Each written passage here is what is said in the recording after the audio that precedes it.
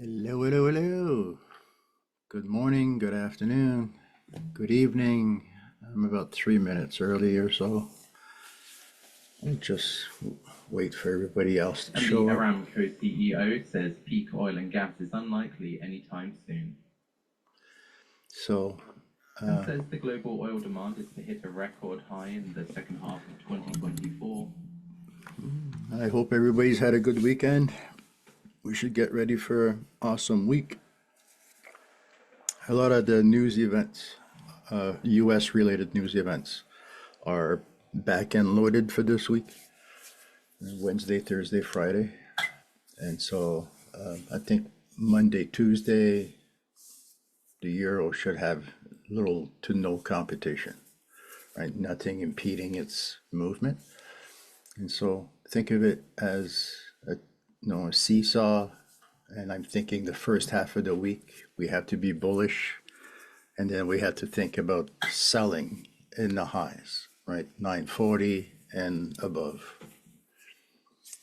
So give it another couple of minutes or so, and I'll remove the label, the post-it note.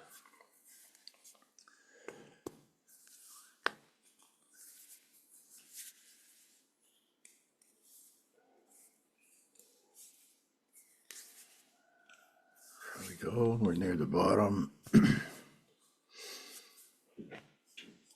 But one more minute. There's very little on 1 minute remaining. There's very little on the calendar for us today. Right. Once this news comes out, there's really nothing thereafter for us to be concerned with. Right here. Housing market usually does not move the euro all that much, but it does impact the dollar.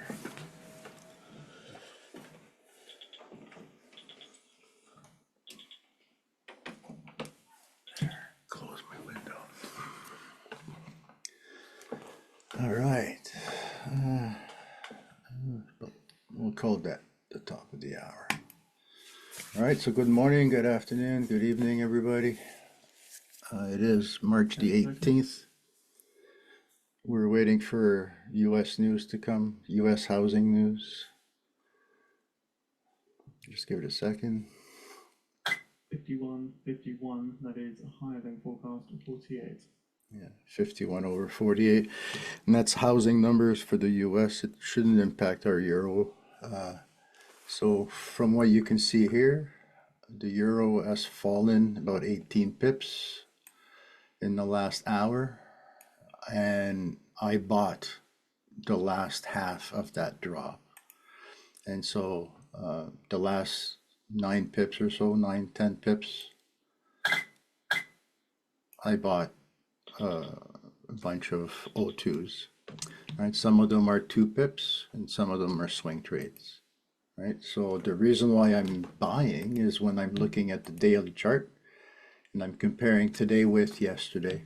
Right, I can see a higher low, I can see a higher high, and I know I'm only here for a couple hours on this candle. And so I'm going to home builder sentiment in this report climbs to an 8-month high for the month of March, as a limited number of existing home sales and mortgage rates that are down from their peak spurred demand. So what I'll do is I'll zoom into this daily candle using an hourly chart, right? Using an intraday idea. I want to see how. One does note that even with the recent pickup, though, builder sentiment may remain below its longer-term average until borrowing costs fall more significantly, and the Federal Reserve has delayed cutting interest rates because of the stubborn inflation. See, he's still talking about housing. And so what I'm doing here is looking at an hourly chart, looking into the daily candle. So I'm looking at the last 16 candles. And we started the day bullish, and it's only in the last couple hours have we turned bearish, right? But we're not at the South Pole. We are at support. And so when I'm looking at this from a longer perspective, I can see higher highs, I can see higher lows. And so I suspect there might be one more coming, right? So I'm buying in this area here. right? I'm buying thinking we might be revisiting up here, right? So I posted in the chat room earlier, I do want to be a seller, but closer to 940, right? I want to be a seller up here, not down here, right? So when I start looking at this on a more minute level, you know, I can see previous levels being respected over and over and over. And that becomes that ladder that we start to build upon, right? So stuff like this here, right? We bounced off of this, right? We respected it. And then this type of assumption we can repeat over and over and over. Oops, sorry. All right. And I'm just using my mind's eye to see where the price behaved before. And I'm assuming a similar reaction again will come about in the future. All right, really not complicated. I may be totally wrong, and the price never gets up there. Right? And by the same token, if it's not going at the top, maybe it's traveling to the bottom instead. And so let's draw assumptions to the bottom, right? And then after a while, this looks like a ladder. And with that ladder, you can now have call to actions, right? You can make up your mind ahead of time what you will do when the price gets there. Right? So these lines are static, and we shall trade what we see here on our 1 minute chart using a dynamic approach. Right? Basically, we're going to use a box that you can move around, whereas the lines don't move, and instead the price is going through the lines. Here, the price is going through the box. Right, so as the price is behaving through this box, I myself have to start capturing pips inside of this box, right? The box is a known unit of measure. It's a standard amount. I'm just trying to milk it for what it's worth, right? So in my case, I know I want to be buying at support.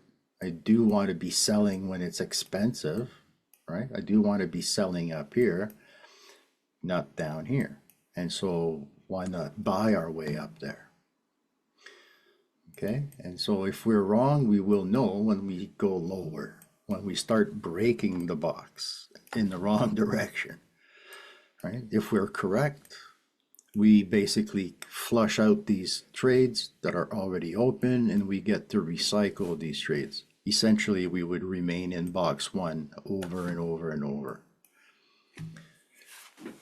Right? So the goal is to remain in box one over and over and over. Right? But if you must, and if you know your bias and if you're convinced your bias is correct, you just need time or space, you can fight your way out 3 to 4 boxes worth. Right? That's what we try not to get ourselves into. Right? I'm designing a position that should close before I get into drawdown. Right? But I'm allowing drawdown if I need it. I'm not putting a 2 pip stop or a 3 pip stop. Right? Every one of my trades has a 36 pip stop. Right? So every one of my trades has the same expectation on the risk side, and I behave in a certain way on the reward side. Right? I choose 3 pips or 3 to 4 boxes. Right?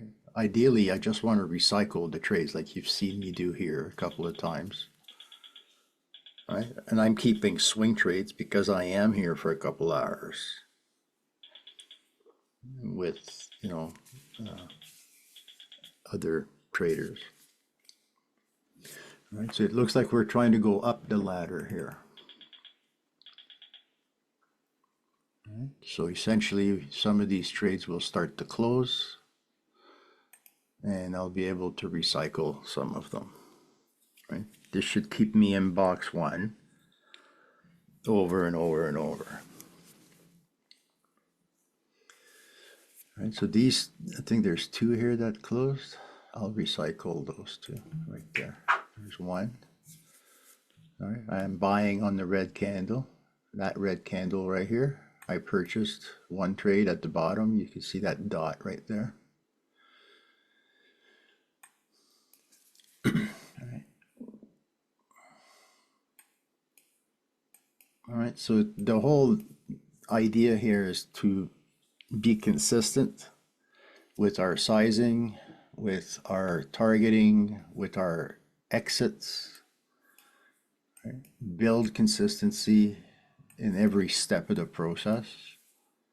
Don't chase the money, just chase the right behavior.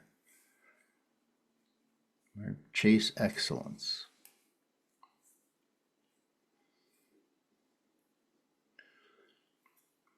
Right? And then this idea is allowing the wins to just take care of themselves, right? Like this. My purpose is to nip the losers, right? Catch the losers, the trades that are not working out, right? Manage those and let the winners do their own thing. That's why we built in all of that space, right? That's why we have all of this space.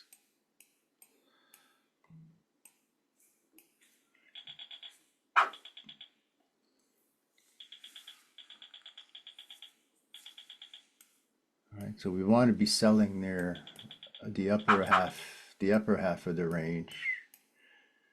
If we zoom out, go back to intermediate time frame, right? We want to be sellers up here.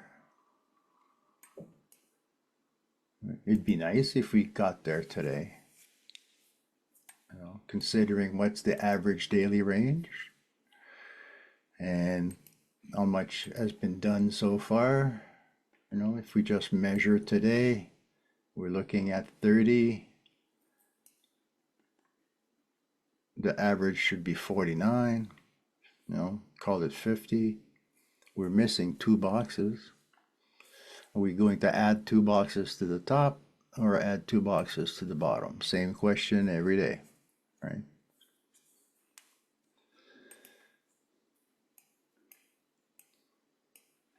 If we add them to the top, it would be up here.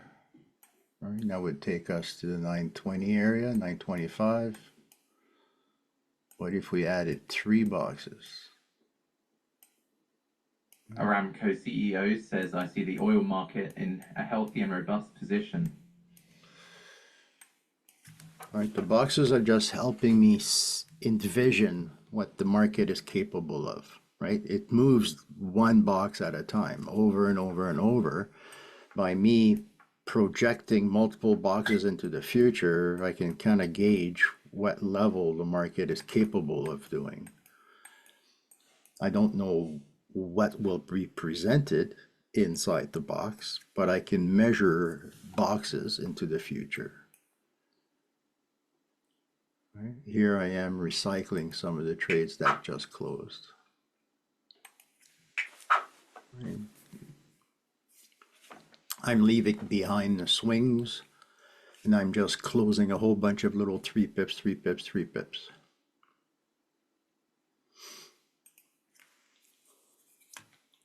If we look at our track record, we're pretty much at 6,000. I think we're $20 away, $25 away. And we still have half the month to go, so we got lots of room left to grow this. So altogether, we've taken 4,300 trades, 3,900 of them are winners, 431 losses, and that's been ongoing since December the 14th.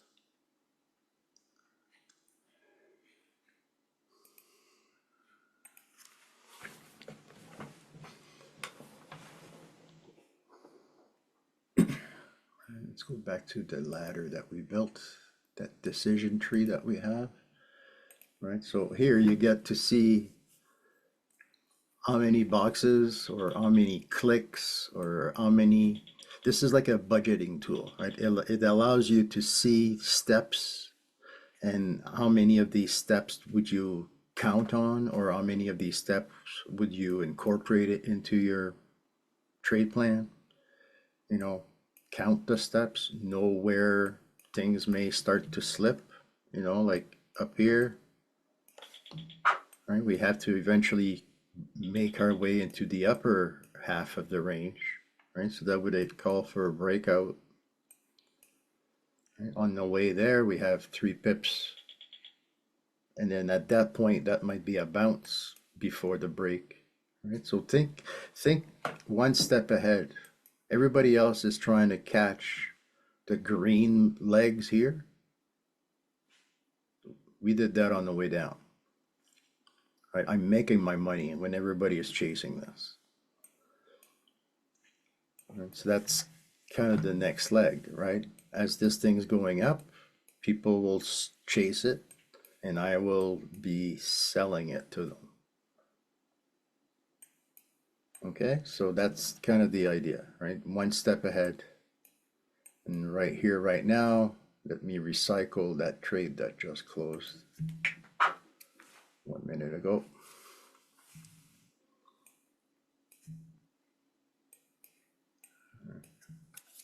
Red candle. There you go. Now I'm done. Now I have to wait and close a few so I can reopen a few. I have 1, 2, 3, 4 of them here. 3 pips, 3 pips, 3 pips.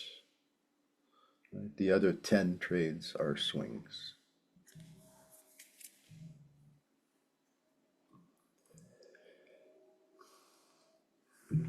Our calendar is really light for the rest of the day. We have a couple of bill auctions at 9:30 or in 1 hour and 15 minutes from now. Other than that, our calendar is lightweight for today.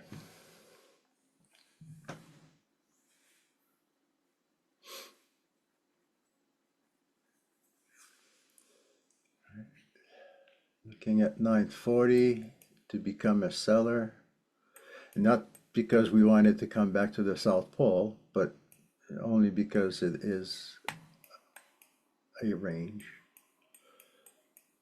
And we would expect some kind of a reaction from that, right? That's if we even get there. Right?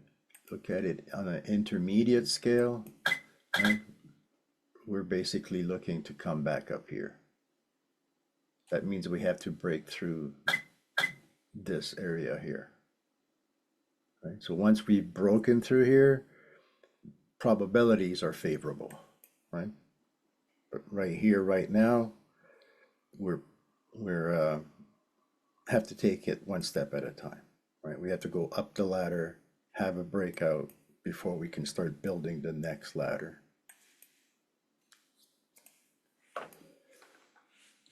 Okay, so let's just one step at a time, appreciate what we have in front of us, try to make 3 pips off of it. If we go into box number 2, down here, I have to automatically start building for breaking even, right? I want to fix box number 1 with box number 2. Right, so breaking even means moving that dotted line here somewhere in between the 2 boxes and playing for a pullback. Right, but that's what we hope to be a low probability, right? What is not supposed to be happening. We'll see, right? Just consider time of day, consider where you are, consider what's happening. And if you do this at the same time of day every day, it's like driving to work. It's like your commute to the office. You'll recognize things, and you'll be able to make judgment calls because of what you recognize. if you show up at random and you expect, random results from your random trades, you're gonna get a random outcome. Right? What we're doing here is quite the opposite. It looks almost laughable, right? Like, what's the point of trading for 2 microlots? It's for the consistency. Right? This gives me the freedom to do what I need to do to build the exit that I need to build. Right? I can engineer the outcome by spreading the money, i.e., spreading my risk. This is the thickness of the risk that I'm spreading. Like, So looking now to the Fear and Greed Index, 74 out of 100, which indicates greed, while the Crypto Fear and Greed Index is at 77 out of 100, indicating extreme greed. Also keeping an eye on the VIX, which is down almost a whole percent on the session so far, at around 14.32. so, right. All we're trying to do is measure what the market is capable of doing, right? 1 box at a time. The box represents a standard deviation, right? The market here has just given us two boxes on top of each other, right? It's like the Bollinger Band. We went from the top of the Bollinger Band, we crossed the center of the Bollinger Band, and we ended up at the bottom of the Bollinger Band, right? And now from the bottom of the Bollinger Band, we're pushing back up towards the center of the Bollinger Band.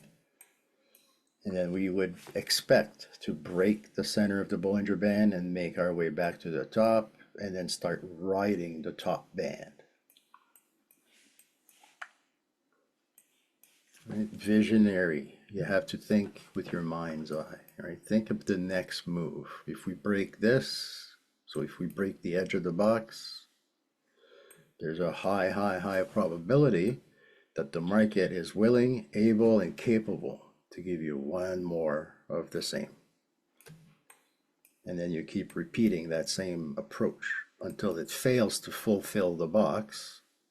And now, because it's failing to give you the whole box, you start to expect it to roll over. Right? So if we are unable to make our way here or to the top, and instead we only go, halfway, there's a probability that we come back. Right? However, if we do go all the way up, the probability is higher that we continue. And so it's this, which quadrant in this box are you in? Right? If you're in that first quadrant up at the top there, you're very likely going through. If you're in that second quadrant up there, odds are you're bouncing. We'll see. Right? It's a close call here. We're in that second quadrant. Right? And see how we're testing to go to the top of the box. Right? Testing to go to the top of the box. Right? In order to go to the top, we have to break out. We have to break out of this level. Right? If we get to the top, then because there's time remaining, the time that's remaining in the box will be spent in the other box, in the upper box, right? But first we have to break out, right? We have to make a higher high right here. Right? One step at a time, one proof at a time, and if we can build upon the proof we already have, and then it adds more to your conviction. Right? You can start adding to your winners. Build a position.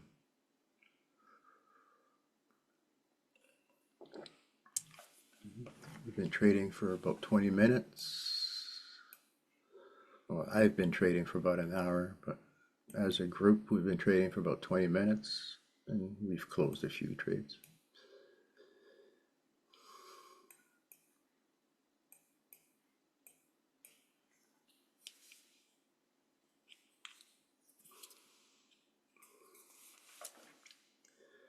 right? So I'm using the measuring tool and I'm putting it on the low. And then because of the way I measure this, I would expect the market to deliver a full box, right? That would be a normal move, right? That's about 68 to 70% of the time, right? Something like this. Once in a while, we go right through the box a lot faster than we think. And sometimes we fail to go through the box and we end up coming over here, right? Breaking the side of the box, right? So about 15% of the time we go through the top, about 15% of the time we go through the sides, about 68% of the time we go corner to corner. And then there's a slim chance that we fail altogether, about 2%.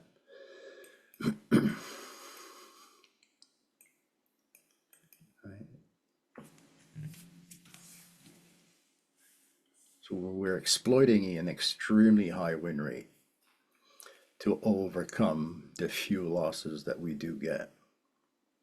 And the losses are typically bigger than the wins. All right, so if you approach this method thinking 2 to 1, 3 to 1, you're wrong.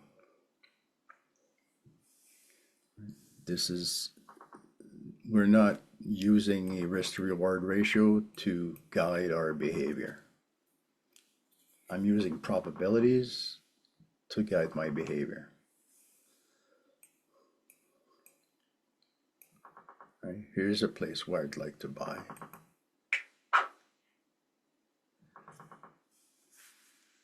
All right, so I have 5 3-pip trades now. And the rest are swings.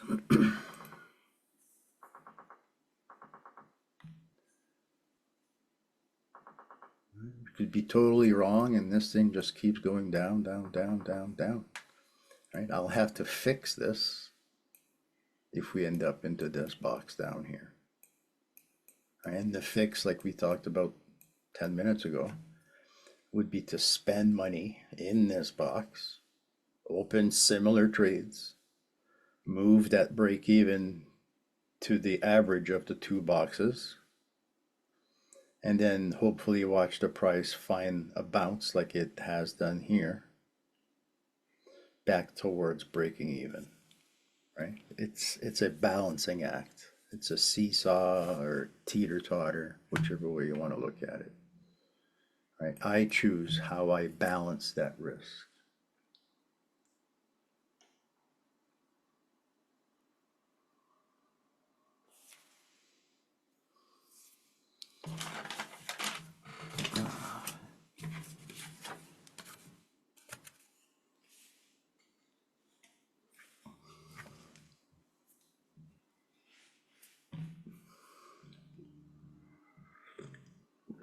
Very slow calendar day today. All right. This is when typically people pay less attention and Jack comes out of the box. Watch. When we least expect it, they'll find an excuse to hurt the most people.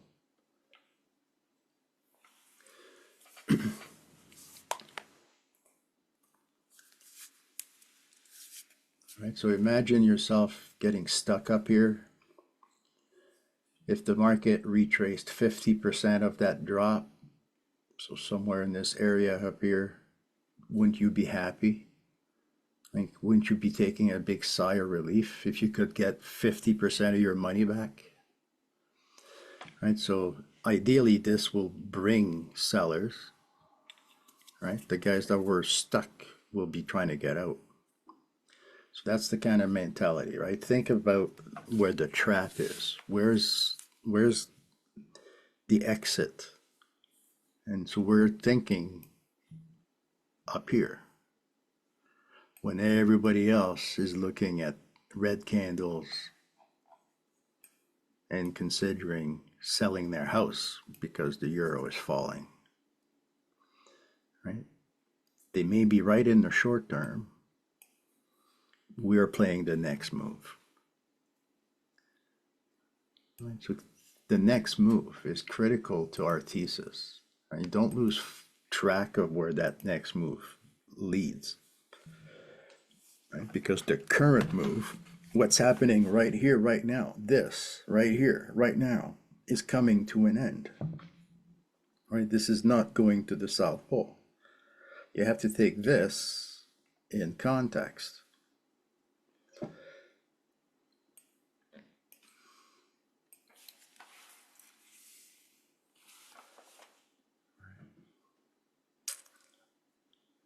Bottom of the hour. This is usually when I expect the end of the current move, right? The pullback. And then from this moment forward, it's usually a resumption, right? We've already had the fair value move. We've had a bull pullback. Now we're waiting to see the London fix. And after the London fix, we get set up or ready for the banker's close, and then the actual closing of the bank takes place. Right? These are all circadian events, unavoidable. We just don't know what each event will bring with it. Right? We know they're on the calendar.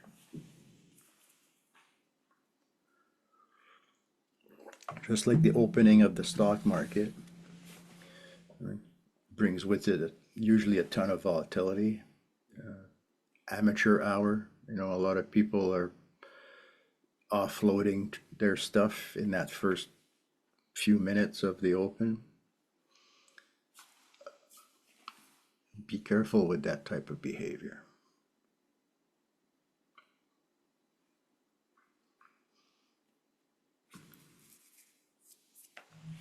You see how we were unable to fulfill the whole box there?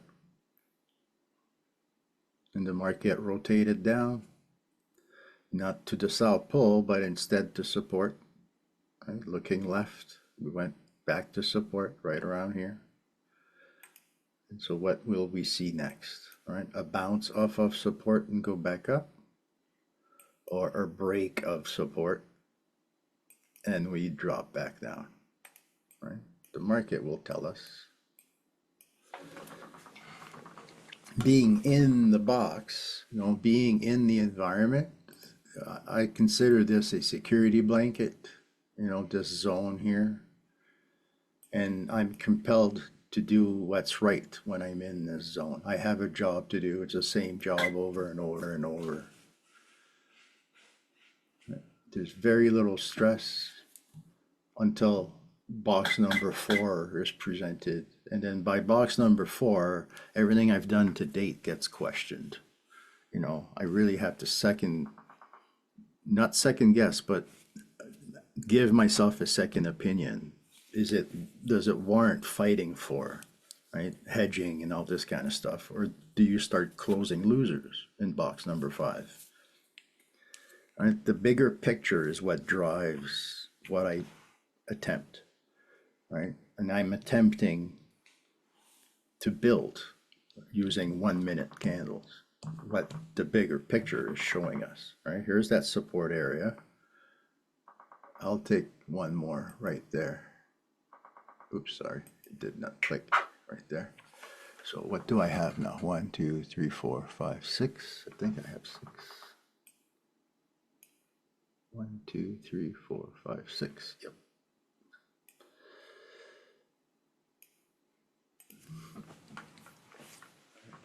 I'm looking for a move slightly higher over time.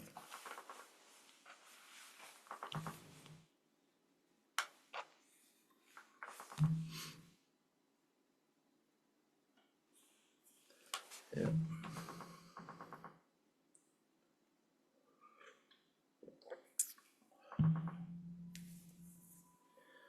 Yeah, tight volatility the last few days, actually the last few weeks for that matter. Very little volatility. All right.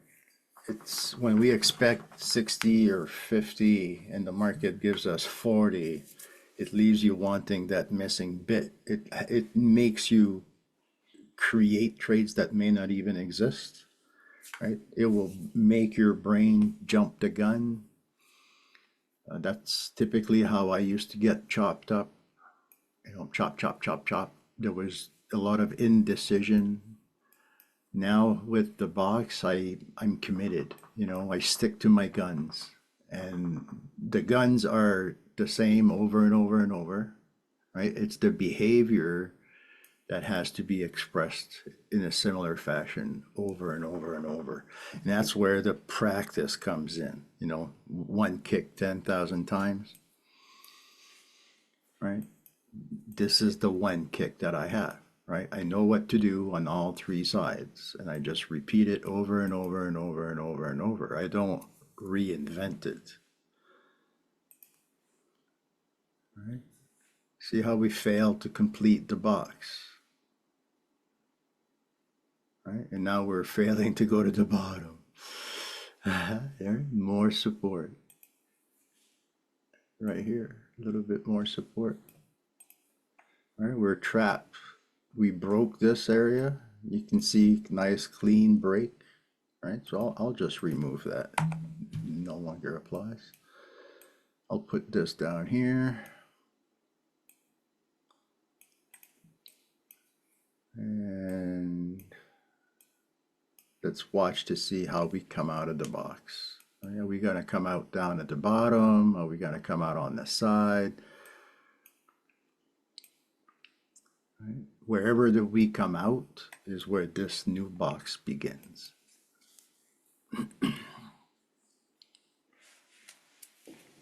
Right, so if I remove all of these blue lines, viewing, deal map, there we go. It makes it easier to see on the left. And what am I looking at? When I'm looking at this line here, I can see the inside swing. Right? The very low created a swing, and this line right here defines that swing, and the price as we speak is trying to test that swing right there. I buy this. I put 2 on there. Right, so the price came down, tested the inside of the swing low. We seem to have found support here. Right, let's put the next box right there, and then put one right up top, because we let the market tell us what comes next. And the market will choose if it's going up here or down here. All right, is it coming here, or is it going to go there? Right, let the market tell you. Right now, as we speak, we're still testing the inside of the swing, right? The inside of that swing right there. Right, so that empty space here, we're right there inside of it.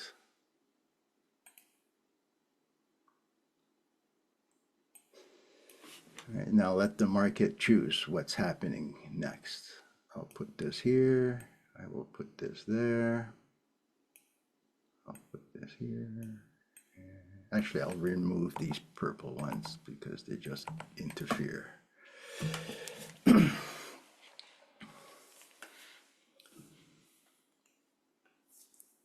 Yeah. There's nothing wrong with making mistakes. Just don't stay in a mistake.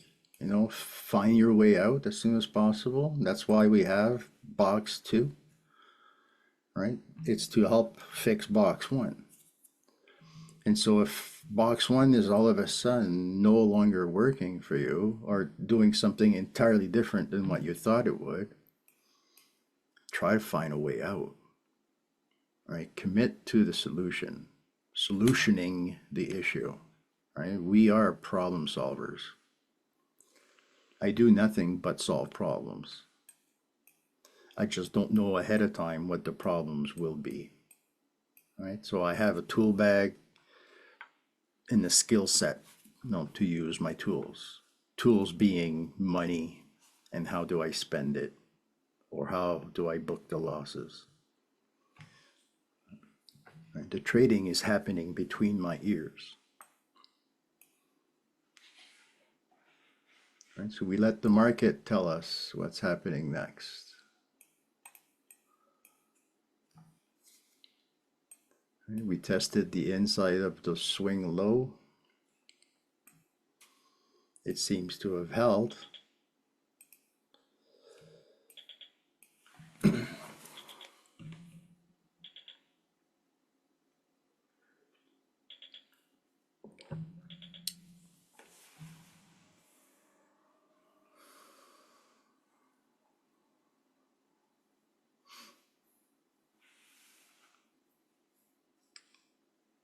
This is the kind of stuff we have to keep reassessing over and over and over. What's happening to my bias, what's happening to my thesis, what's happening to my assessment. And then at some point, you realize, hey, I've been right all day, or I've been wrong all day, right? All day being, for me, 38 minutes. Have I been wrong all day? Have I been upside down? Well, I've been making money. I've been closing trades. And I've been building a position that ultimately should work in my favor. That's kind of what I strategized for. Time will tell, right? And if I'm jumpy, if I jump the gun, if I, destroy this whole position because I feel threatened, I may pull the plug 2 bars too early. And this is why we have space, right? This is why space is built in. Like, gives me the room to do what I need to do. Right? This engineering of my exit. Considering the market is not a straight shot, it's not straight in one direction. There's pullbacks, retracements, swings. You can measure these, expect an average, and trade for that average. And then your behavior now is adapted to the average, right?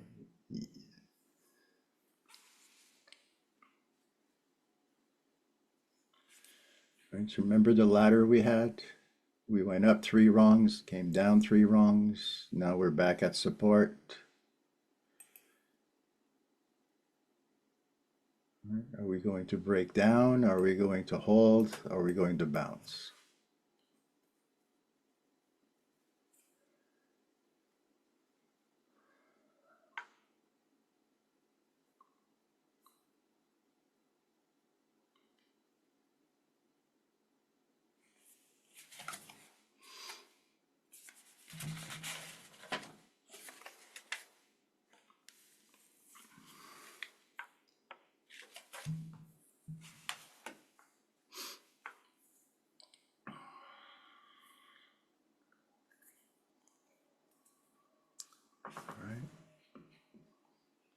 Feeling threatened, right? This area right there, where we are right now, right? The inside of that swing, if that fails to hold, then we will be testing the outside of the swing, which happens to be the bottom of the box. Right, so are we going to the bottom of the box? Does this box have to come down here?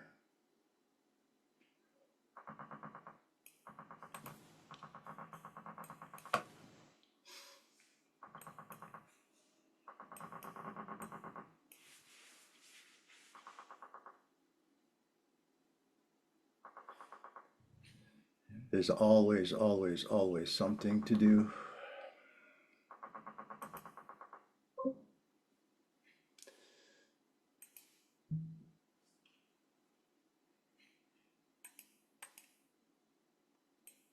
right around here. Do I want to put this like this and expect that we come to this? Just noting the dollar has raised its losses, so it's currently up around 0.1%. Right? Is this a new low for today?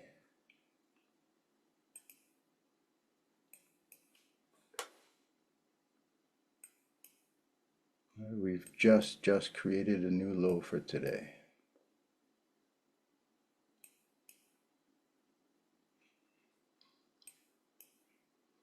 Put our box on that new swing low. And I buy one.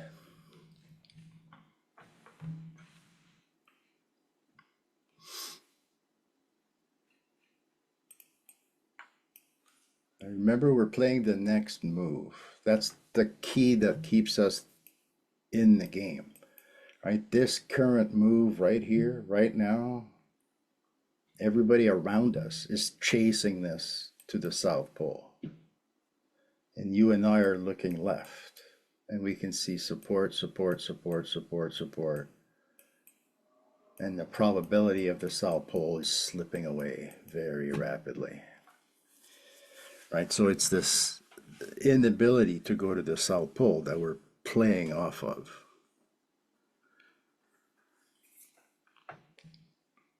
Right, we tested the inside swing, we bounced off it once. We tested the outside swing, made a lower low. Where do we go from here?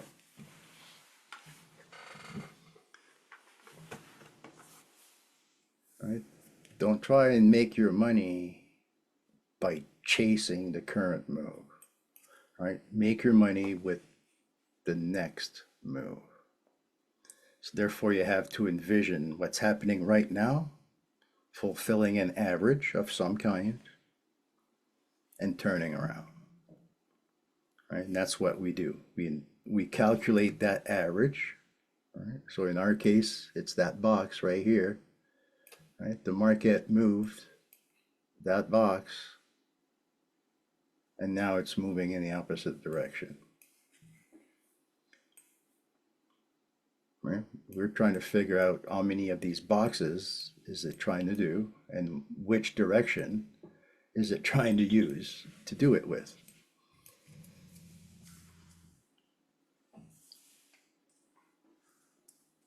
Right? We're not magicians, we're not witches, we're just really good at assuming support, assuming resistance, and we test these assumptions.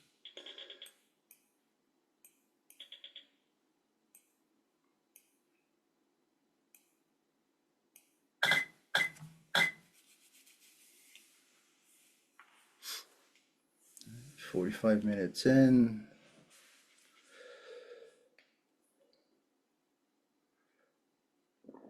we've made a lower low. Let's go take a peek at the daily candle. Right? The daily candle was green at the start of our session. We've turned red. That's okay.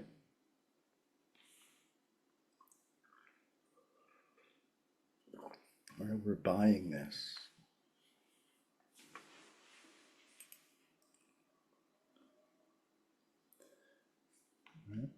We're not fighting with this. On the contrary, we are exploiting this right here. Right?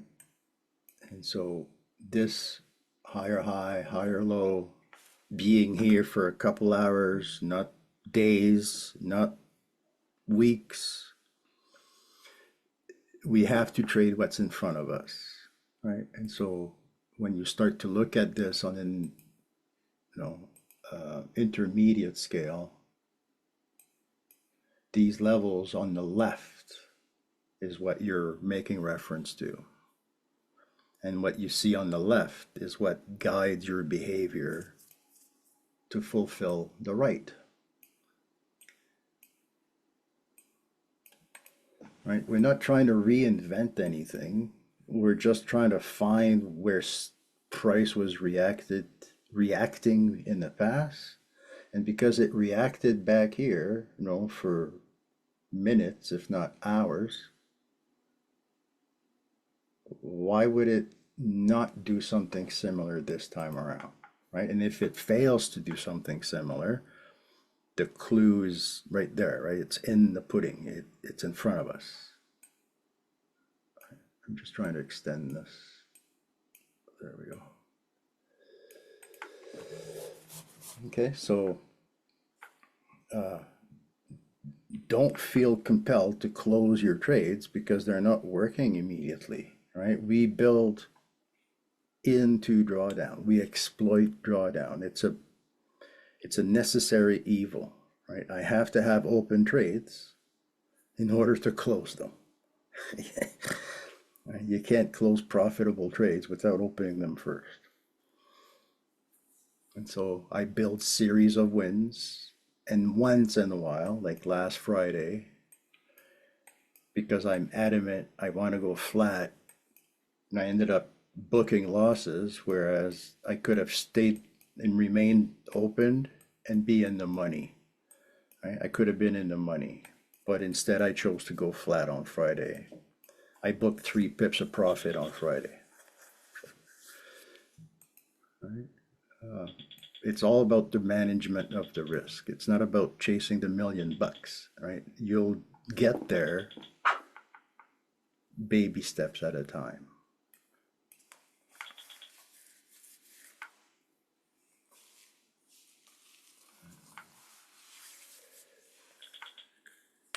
So the Bank of England sells £750 million of bonds in auction and receives £1.57 billion in bids. And the APF gilt sale operation cover ratio was 2.09. All right, let's go back to 5 minutes. All right, so we went up 3 rungs, came back down 3 rungs. What will happen next? Right. The plan ultimately is to be selling up here around the 940 area, 930, 940. Right? But we have to get there.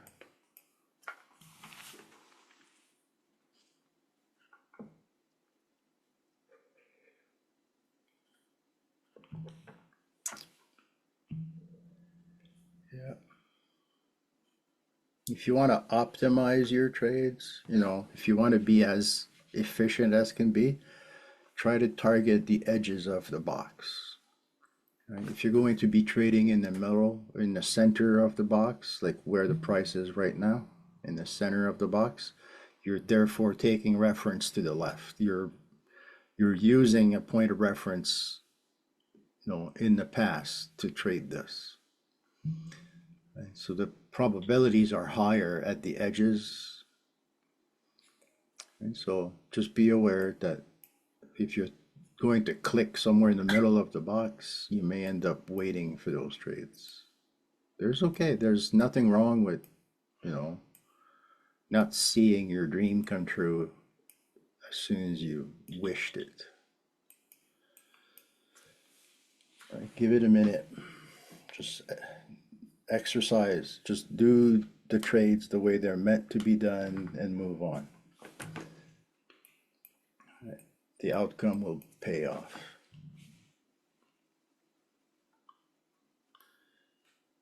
Right. And again, we're balancing 3 pips, 3 pips, 3 pips.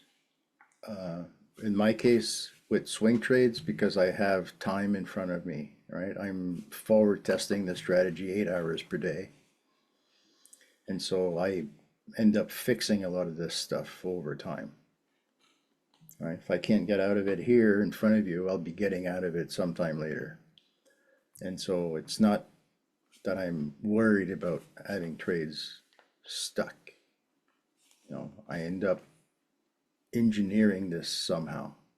Here's that trade that closed right here. I'm reopening it right now.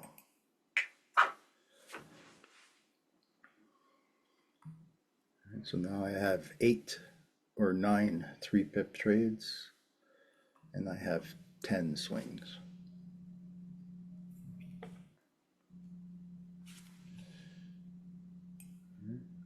I'm aware of the clicks. I know where they are. I know why I took them, where I took them, how much they're worth.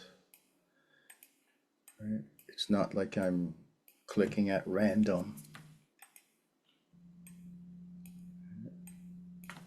Trading off of support, trading off of resistance. What we do is make an assumption, and then you test that assumption. And if you can test it as cheaply as possible, then you can have as many tests as you want. Right? But if if you're adamant you're absolutely right and you want to test it with all the money you have, more power to you. I'll take it.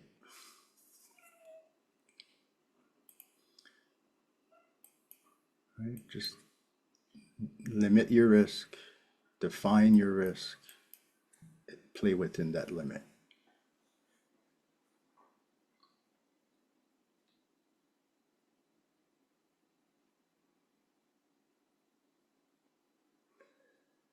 Waiting to get paid. That's what we do. Right? Postponed gratification.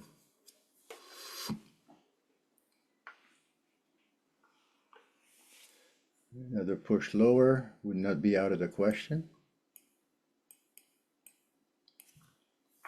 Right? Are you willing to take the risk? Are you willing to put the money on, one more box?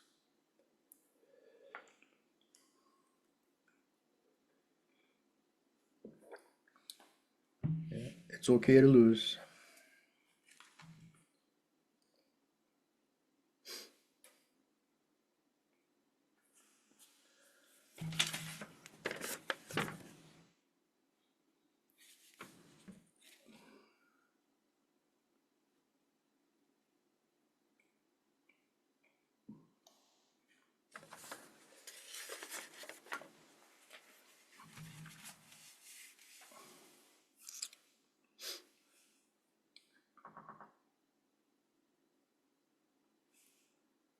Come on.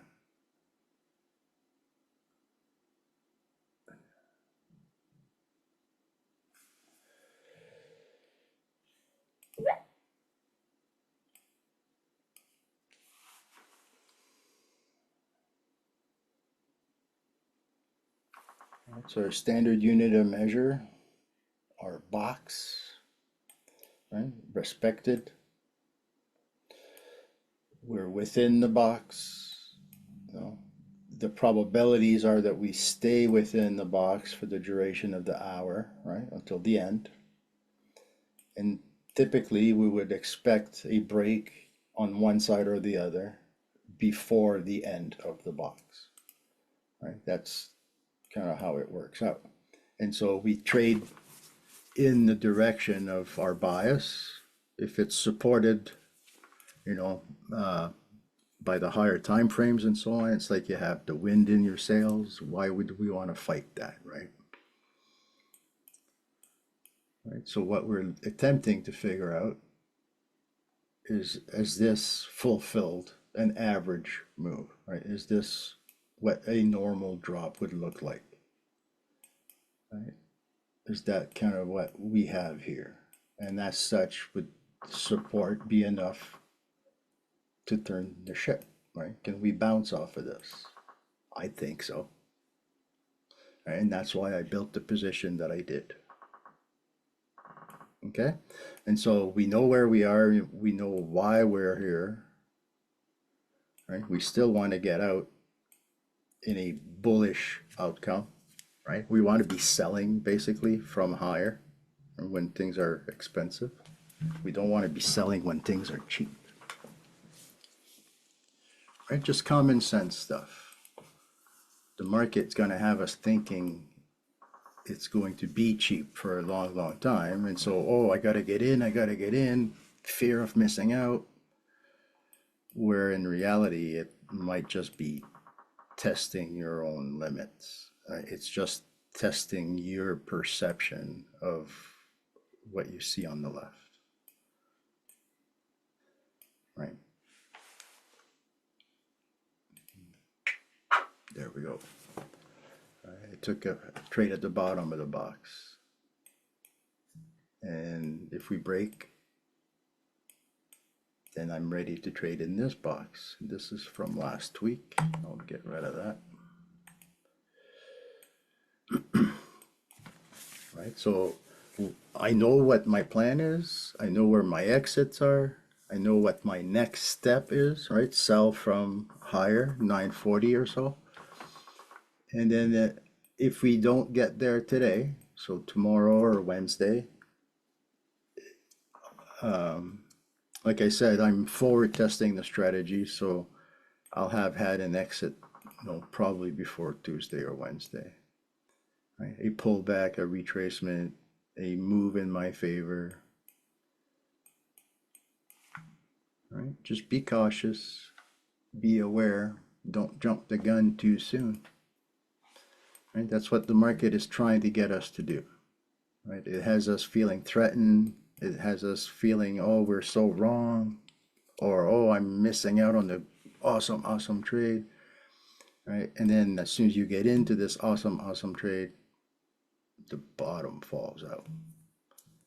Right? So just due diligence, look to your left, understand what you're building into, right? I went long this entire little move right here.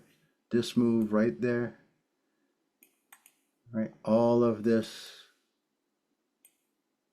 I'm long, right? I'm buying this because I expect to move back up. Right? And I'm not thinking back to the moon. I'm just saying this is not on its way to the South Pole. Right? So it's the premise that I'm creating is a bounce off of support. Right? That's the thesis that I'm working off of. And the proof. Right? If we're not bouncing, it's because we're making lower lows. We're breaking a trend. Right? So I know where I'm wrong. I know what to do. I know how much to do it with. Ultimately, I know what to do next. Right? All that good stuff. I'm not chasing what's happening here. I'm using what's happening here to build for the next move. Okay, so let's just see what the market gives us next. Right? Will it give us another box to the bottom? Will it go and break the side and start to go up?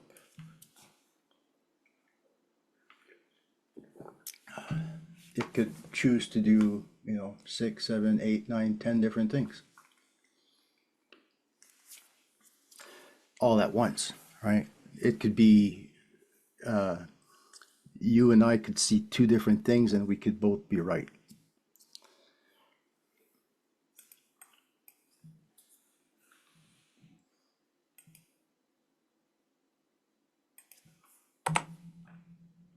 If you've been trading gold, try not to be selling gold.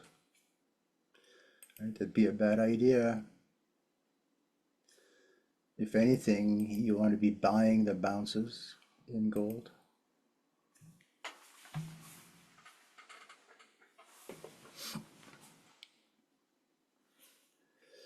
We talked about that before. Right? Just like I've been buying bounces here.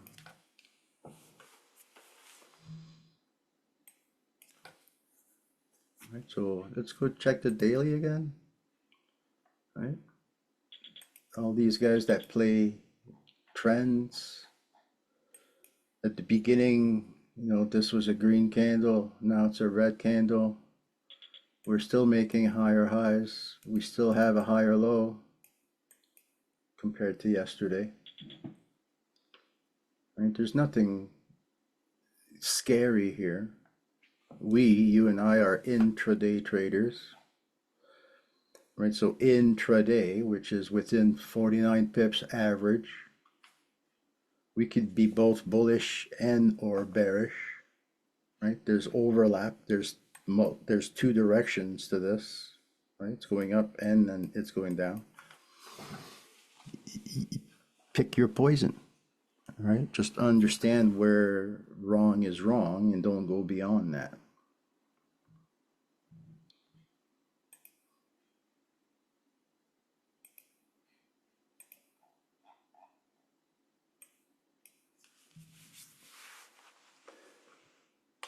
Right? The latter seems like a waste of time, right? But it does give you a clue as to what the market has done and what it's capable of doing next, right? And just keep that in mind, right? This next move, it can come here or go back to here.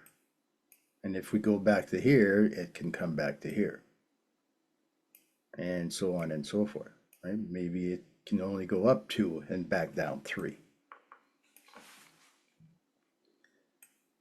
This allows you to envision what the possibilities are. And on the left, you're trading the facts.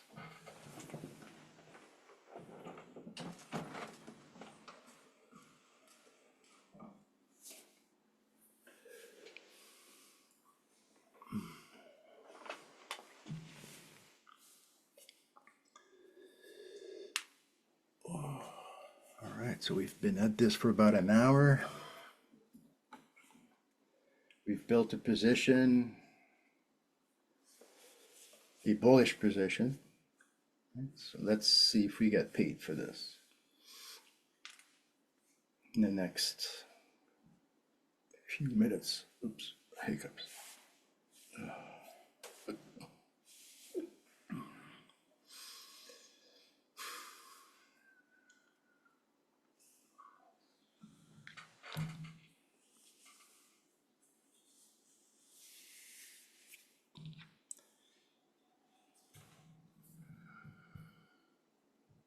All right.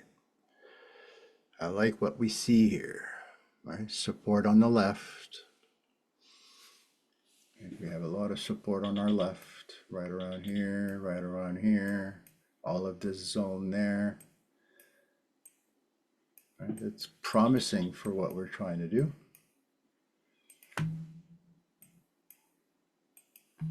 Right? Remember, the goal is to be selling expensive. Right? So in our case, because of timing, we're buying cheap in order to sell expensive later. Yeah, when a plan just works, exactly. Right? But it's building the plan. It's the execution that sometimes has you second guessing yourself. Right? So we're using average, ADR or ATR, to keep track of what's normal. And then you understand if something is abnormal, immediately you'll recognize it.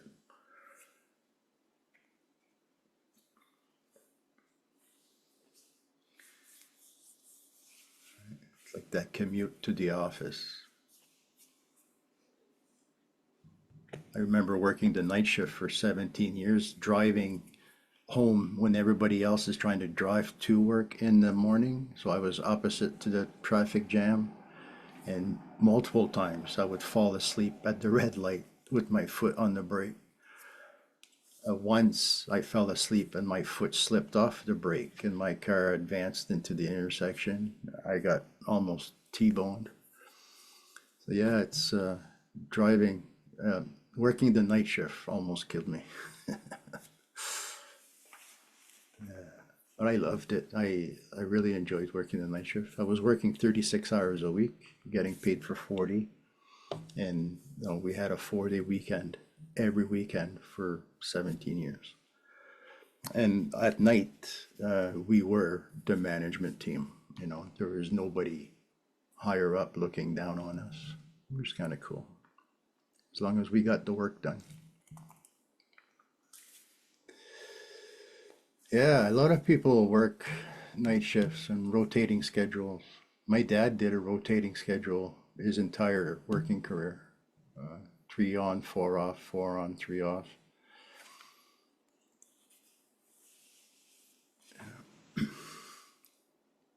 it sets me up for this kind of stuff here, trading.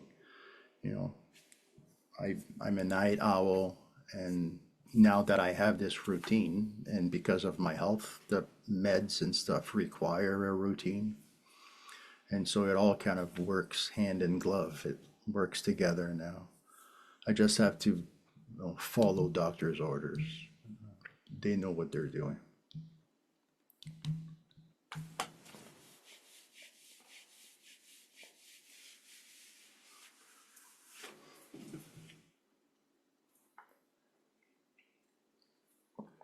Yeah.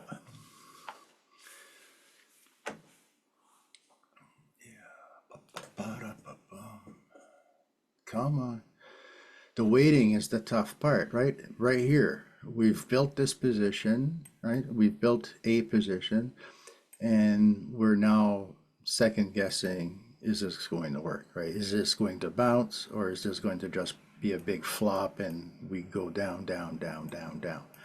And that's that crucial moment where if you lose faith in your probabilities, if you lose faith in what you've done so far, the market's gotten the best of you, right? We can't give up. We have to stay committed to the plan.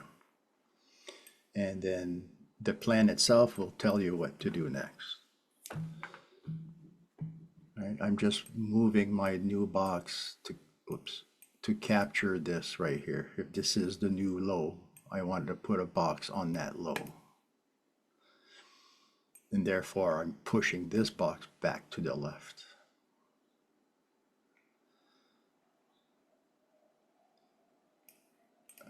It's just a measuring tool. It's just, it allows me to see what's there in a standard fashion.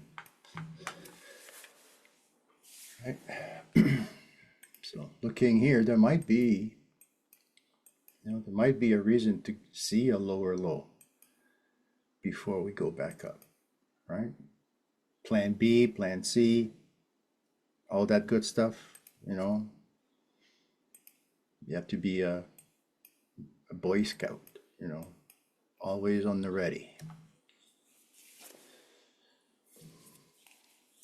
Our Swiss Army knife is really a little bit of, 2-pip trades at the right locations, right? We're spreading the risk.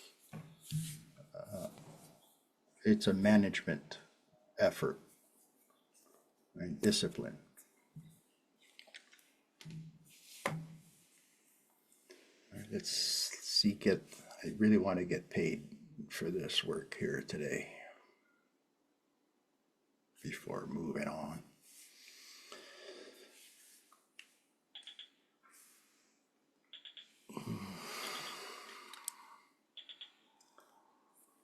It's been plus 17 Celsius yesterday in Jasper. Right now it's only -1 Celsius. Huge temperature swings in the last couple of weeks. All the snow's melting. Bears will be coming out of hibernation any day now, which should be kind of sweet. They tend to come and visit the town looking for food.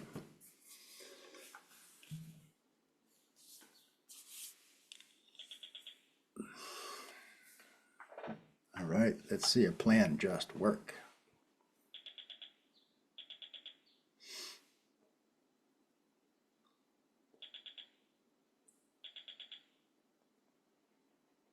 All right. If we close trades on the way up, we recycle trades on the way up.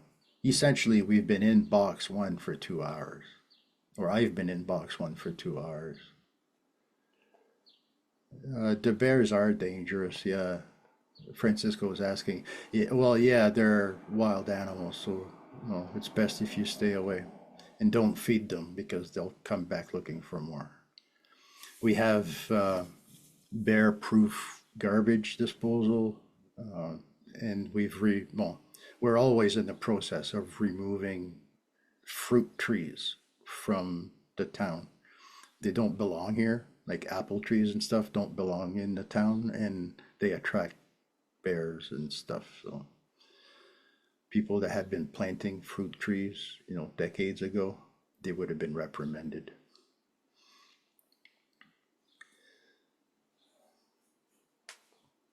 You know, in the 40s, the 50s, the 60s, people came here to feed the bears, and now it's a big no-no.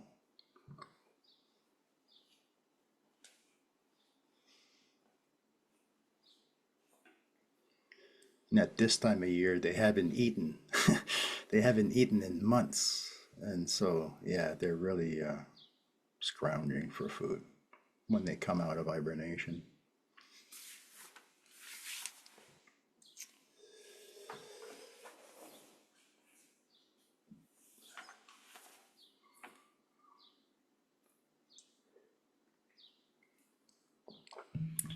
There we go. Let's see this puppy go up now.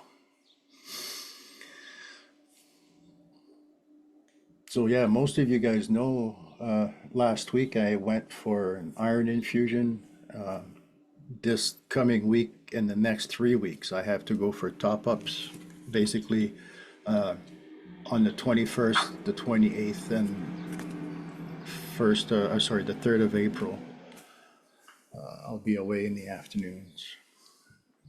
There's been problems with my iron deficiency and B12 absorption, and it's so basically it points to a progression. We have to deal with it. No big deal, no worries. Stay focused on what works. So those of you that will be affected by my time off, I'll email you. It's just in the afternoon. I can get this stuff here done locally, these specific items. Total Energy CEO sees a tight global LNG market through 2026.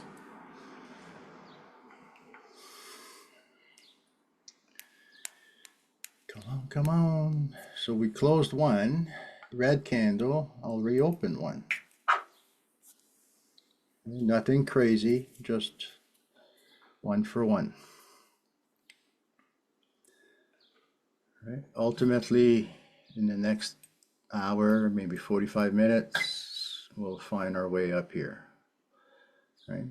If the probabilities play by the rules, and we have a really high chance or high degree of success that we find our way up here. Fed bids for 3-month bills total $172.3 million. That's the bill auction. It's on the books. I'm just going to remove this. And Fed also bids for 6-month bills at total $158.7 million.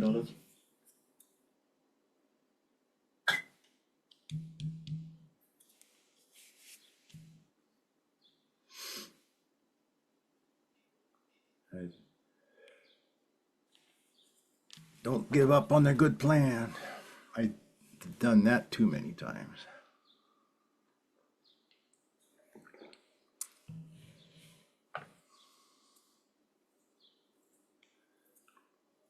Right.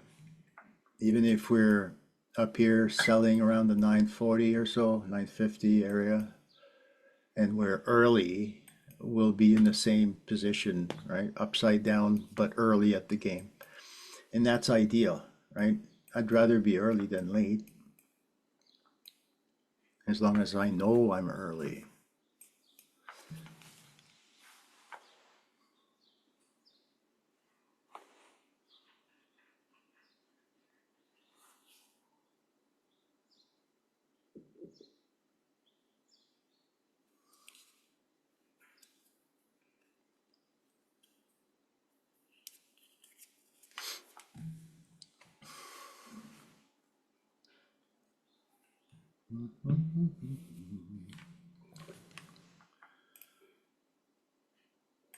Right.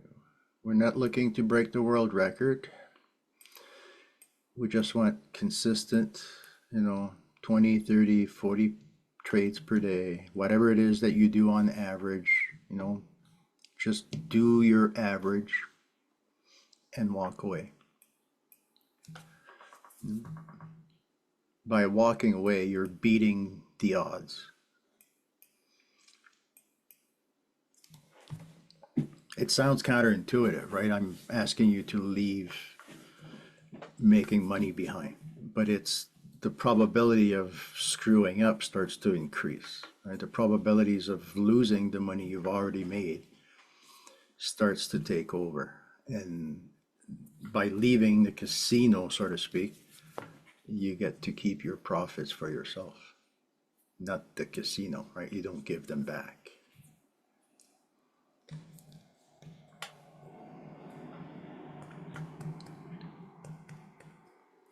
A little bit more. Come on, let's close a few more trades here. Pa-pa-pa-da-pa-pum.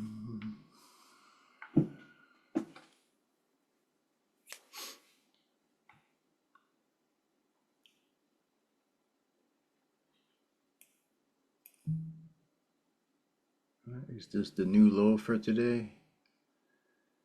885.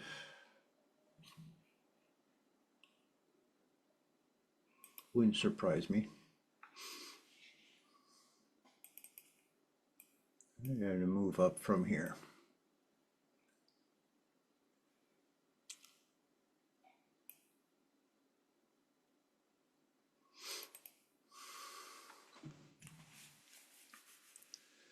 All right.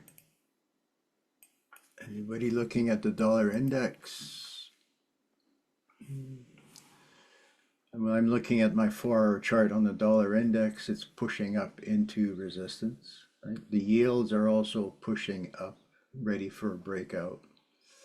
So that's something we have to be conscientious of. Right? There might be more bullish dollar to come. That's okay.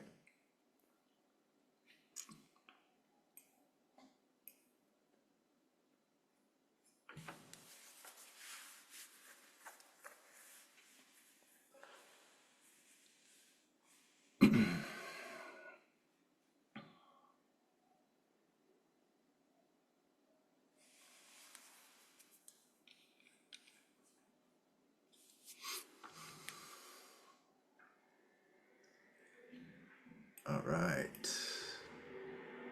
If it's not going 7 minutes down, time now at the bottom of the hour. US is due to settle $76 billion in 3-month bills. The prior high yield was 5.25%. The prior bid to cover was 2.53. The US is also selling $70 billion in 6-month bills with a prior high yield of 5.1% and a prior bid to cover of 2.95. so in the last few weeks, in the last couple of months at least, every time a bill auctions come through, the market has reacted. Right, so this is in 10 minutes. We'll have to wait and see what comes through here. The fun for the week is really later, right? We're backloaded, back-end loaded. All the US news is scheduled for Wednesday, Thursday, Friday.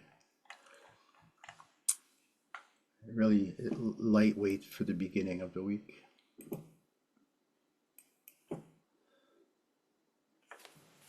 Right, so in 10 minutes, 9 minutes, we'll have the bond auctions come through. Usually it takes a few minutes or a minute or two for the actual auction to take place and then for the squawk box to tell us the results. We'll see what happens.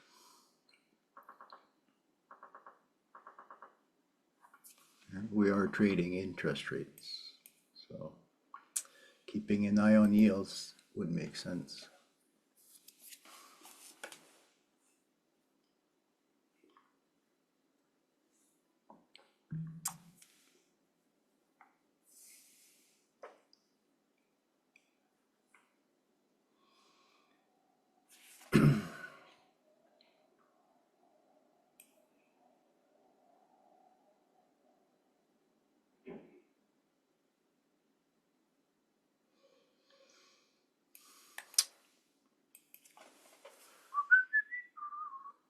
Come on. our brains has us thinking we're supposed to be clicking all the time. Click, click, click, click, click, click, click. And then in reality, it's sitting on your hands and hopefully watching the probabilities unfold in our favor, right? We did all of the work already. Now it's all about getting paid. And if our assessments are off kilter, we adjust or repair or fix or book losses while they're cheap. There are multiple exit strategies, alternatives on the way out. Right? It doesn't all have to be a stop loss or a take profit. That's what swing trading would have you thinking, right? No way out, no alternative. We engineer the alternatives. We create them by choosing how and when we spread the risk that we have access to. All right, I'm just sitting here waiting to get paid.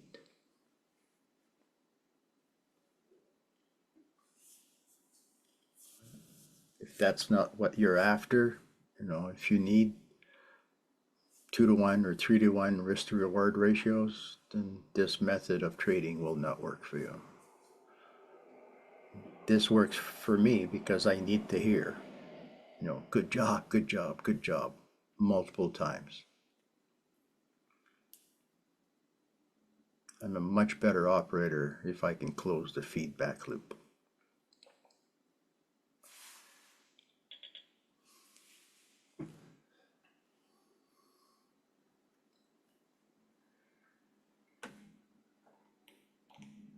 I have 4 boxes of feedback.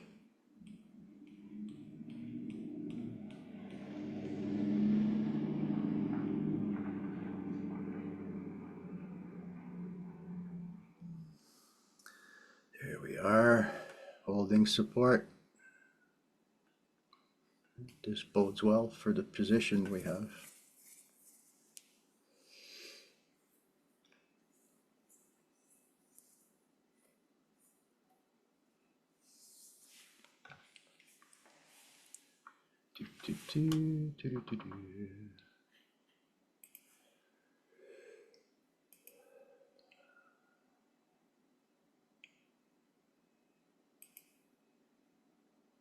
In 5 minutes' time now, at the bottom of the hour, the US is due to sell $76 billion in 3-month bills. The prior high yield was 5.25%, and the prior bid to cover was 2.53%. The US is also selling $70 billion in 6-month bills with a prior high yield of 5.1% and a prior bid to cover of 2.95%. Got your orders in, everybody? Last chance.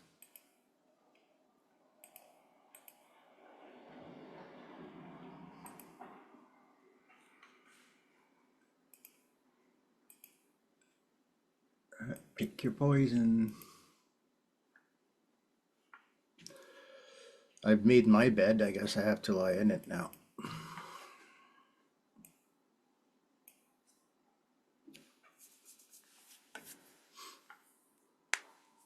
We have 4 minutes.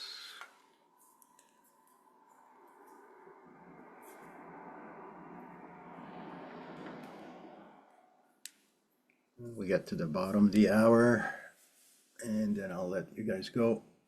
All right, the plan is simple. If we get up to the 9:30, 9:40 area, you want to become a seller.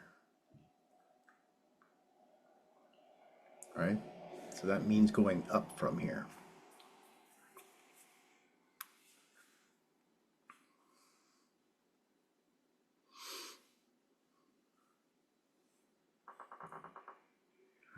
Let's see this bond auction come through. And we already know what our plan is.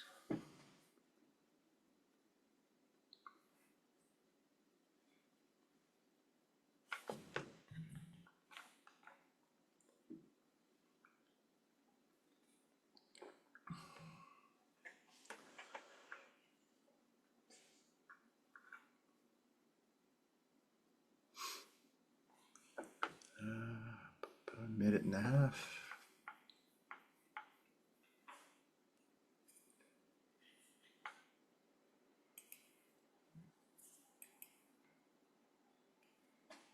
I want to stay bullish from here. Right, support on our left is holding steady. Right, all of that structure here is holding us up. Right, all of that stuff is really critical to our success right now. If we start going through this, if we start chewing our way through all of this, there's a good chance that we break the bottom trend line. Okay, we have to wait and see.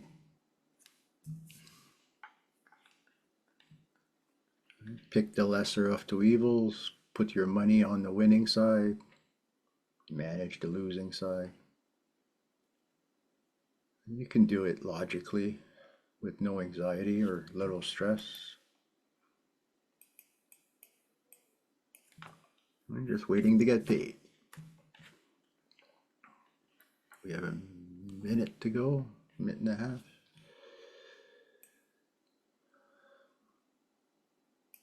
Break even for me right now, my current break even is 5 pips away.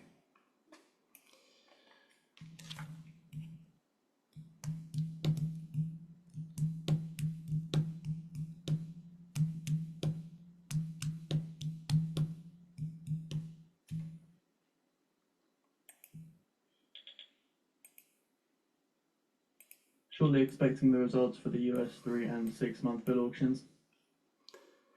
On the 1 hour chart, if you connect the highs together and you connect the lows together, we are within this channel here. And that in and of itself has its own little flagpole. All right, that guides us to 840. But by the same token, if we fail to break down and we're going back up, it brings us back to 940. Right, so this is it. We have to just trade the facts.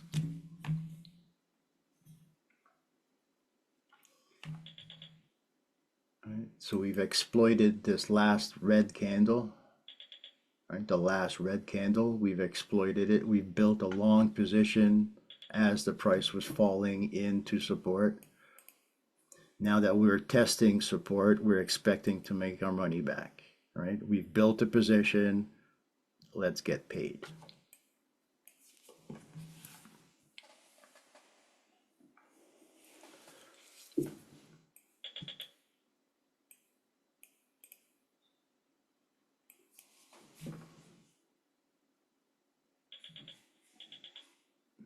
I can probably take that out of there.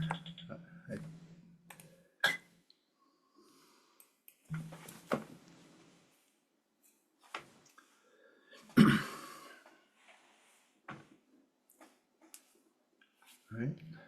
There's a trend within a trend, or a range within a range. Some people will have you believing it's a trend. Trade the trend. It's a trend on different time frames. It's a different trend on different time frames. Right? Pick your poison. I choose to believe there is no such thing as a trend, and I'm just trading ranges. I'm trading these steps on the ladder. I'm either building an uptrend or building a downtrend. The trend is irrelevant. The building is more important.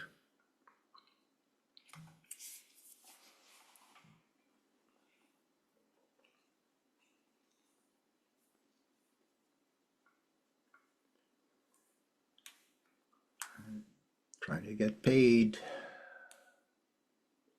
We've exchanged time for money. Let's see it come through.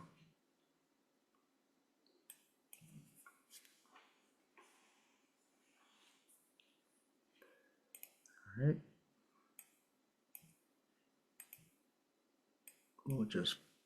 This is on the ready, just waiting to catch the next move, right? Whether it's breaking at the top or on the side, or maybe we're breaking at the bottom here.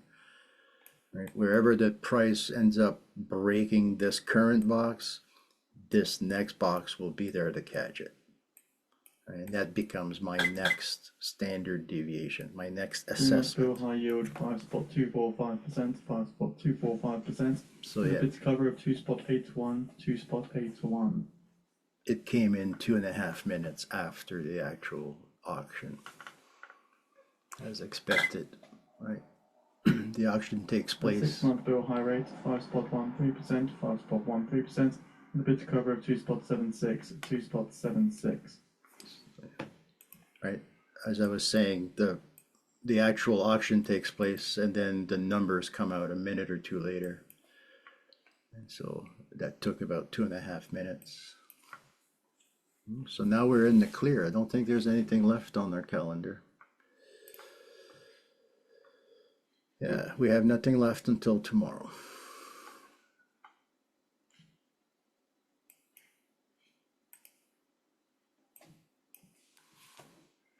Okay, so I'm going to let everybody go. Our plan is to be selling from a higher high. Right? And therefore, if you are already in a position to be long, like me here, you're looking to exit these trades, you know, in the next hour or so. Right? And then come back tomorrow and sell from 940 or so. Right? Enjoy yourselves, everybody. Trade safe. Right? Stay in the clear. And remind yourselves the end of the week is going to get busier. So don't build a huge position on Monday and Tuesday and you can't get out of it Wednesday, Thursday. All right. Talk to you soon. Bye-bye.